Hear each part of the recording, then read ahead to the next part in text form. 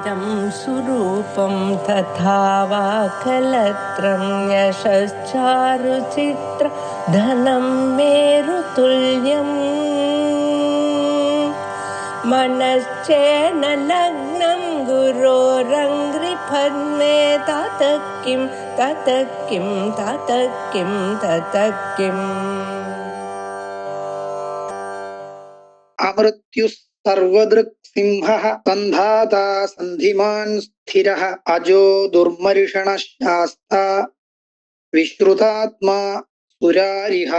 अमृत्युः न विद्यते मृत्युः यस्य सः अमृत्युः। मृत्युर्नाम मरणम् अथवा मरणकारणं। सामान्यतः विनाशः इति वा अर्थः। एवञ्च मृत्युरहितो नाम विनाशरहितः इत्यर्थो लभ्यते। यस्य मृत्युर्नास्ति सः अमृत्युः। तत्र मृत्युशब्दस्तु मृङ् धातोः त्युक् प्रत्ययः त्युक् इति प्रत्ययः। तदानीं मृत्युः इति शब्दो लभ्यते। मृत्युरहितः विनाशरहितः परमात्मा इति अमृत्युः इति उच्यते। अमृत्यवे नमः। अनन्तरं सर्वदृक् सर्वं पश्यति इति सर्वदृक् सर्वज्ञः इत्यर्थः।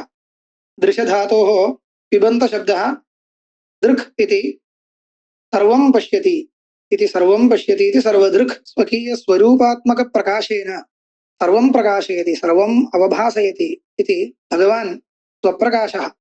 अतः सर्वदृक् इति स्तूयते। एवं सिंहः तत्र सर्वदृक् सिंहः इत्येकमेव पदम् इति केचन अभिप्रयन्ति। केषाञ्चिन् मते सर्वदृक् इति पृथक् नाम सर्वदृक् पृथक् पदमेव। तत्र सन्देहो नास्ति। सर्वदृक् इति पृथक् पदं, सिंह इति पृथक् पदं, परन्तु पदद्वयं मिलित्वा एकं नामधेयम् इति बहुत्र दृष्टं। तद्वदेव अत्रापि सर्वदृक् सिंहः इति कर्तव्यं। सर्वदृक् सिंहाय नमः इति वक्तव्यम् इति कैश्चिदुच्यते।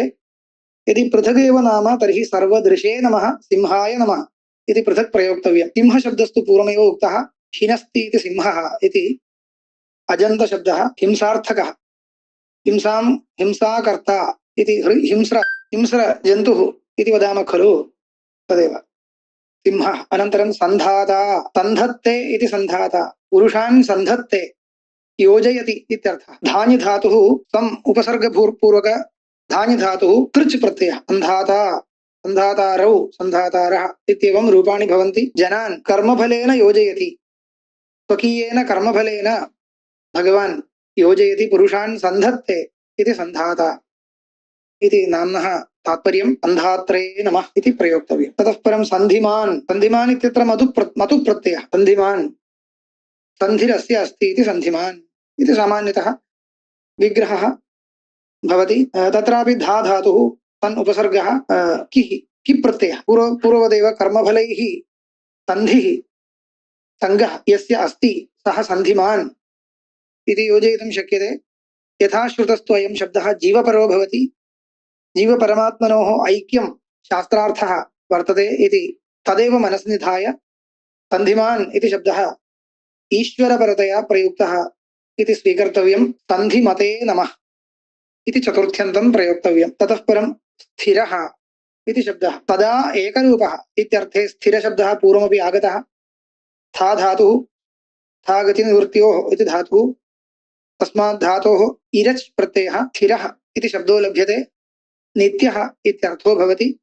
स्थिराय नमः इति प्रयोगः सिद्ध्यति। ततः परम् अजः तत्र सन्धिमान् स्थिरः इत्येकं नाम इत्यपि केषाञ्चित् पक्षो वर्तते।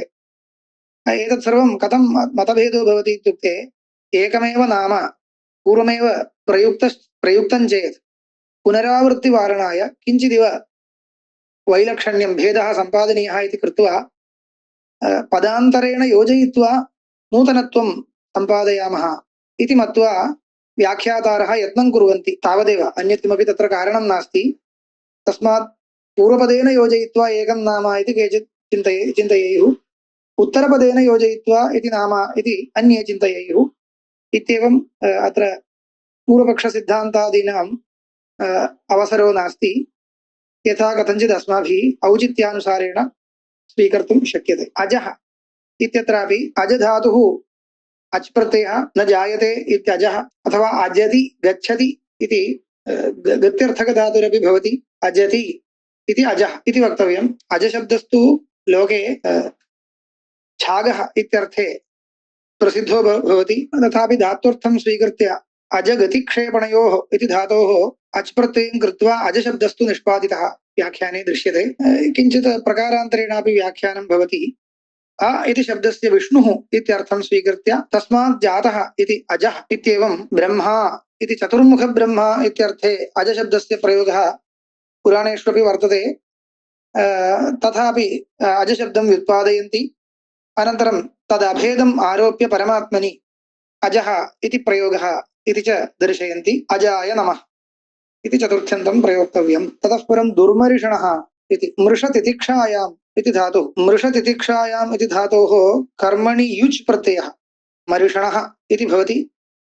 मरिषणः तत्र असुराणाम् असुरादिभिः अथवा अन्यैः ये प्रतिकूलं कुर्वन्ति तैः मरिषयितुम् अशक्यः इति दुर्मरिषणः। तैः सोढुम् अशक्यः, जेतुम् अशक्यः, अजय्यः इत्यर्थे। अन्यैः जेतुम् अशक्यः, अन्यैः मरिषयितुम् अशक्यः, पीडयितुम् अशक्यः इत्येवम् अर्थो वर्तते। तथाविधार्थमादाय अस्य शब्दस्य भगवति प्रयोगः दुर्मरिषणाय नमः इति चतुर्थ्यन्तं भवति। शास्ता इति तदनन्तरं नाम। शासु अनुशिष्टौ इति धातुः तृच् प्रत्ययः।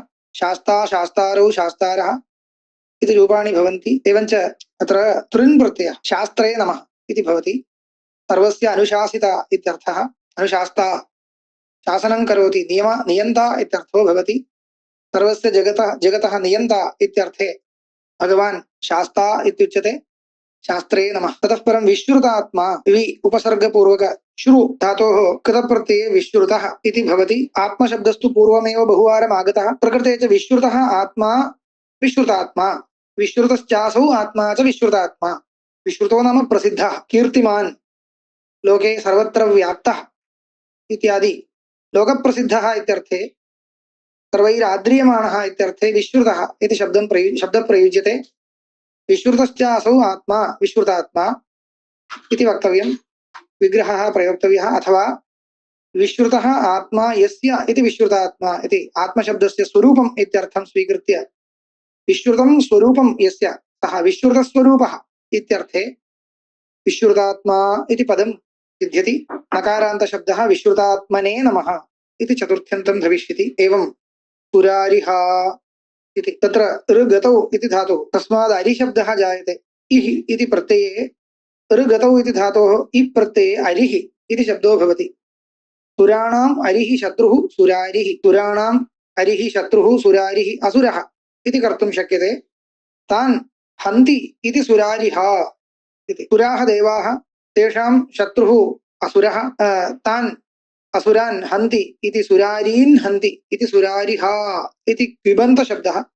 क्विप् प्रत्ययः वर्तते, क्विबन्तशब्दः। सुरारिघ्ने नमः इति चतुर्थ्यां प्रयोक्तव्यं। सुरारिघ्ने नमः इति प्रयोक्तव्यम्।